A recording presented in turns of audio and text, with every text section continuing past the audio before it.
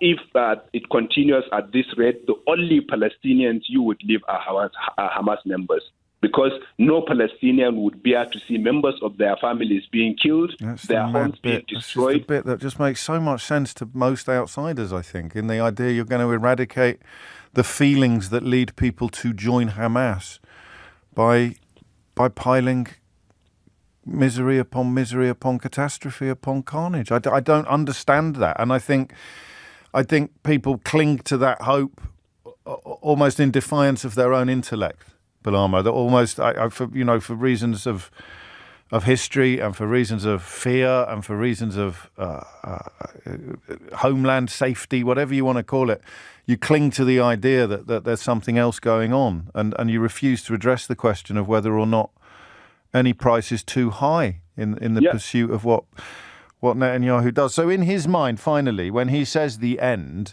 you think he's just blowing smoke, really. He's not got an actual meaningful destination in mind. Yeah, he doesn't have any actual meaningful destination. He wants to provoke Hamas leaders to make similar statements so he can use it. He wants to continue to stay in power by continuing to show that he is trying to bring an end to Hamas.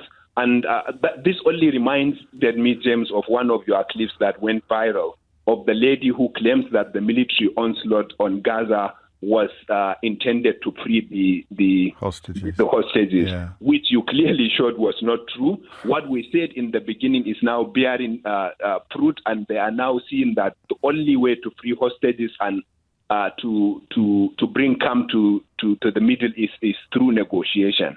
And they have got to find someone to negotiate with. If you are saying you cannot negotiate with Hamas, you must at least negotiate or sit down with the LPO. Otherwise, you would continue to perpetuate a situation that will continue to push people to the wall.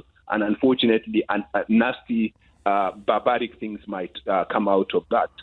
I'd add one final line to your analysis, which is on a much more personal perspective for Netanyahu. For him, the end game, as Andrew has reminded me, is to achieve an outcome which keeps him in power and out of court. That's going to be playing a big part in his calculations as well at the moment. Exactly. We know that the trouble he was in politically and legally before this situation unfolded, and he sees this as the smoke screen to continue in power. Unfortunately, politicians of this age, many of them are happy to stay in power at any cost.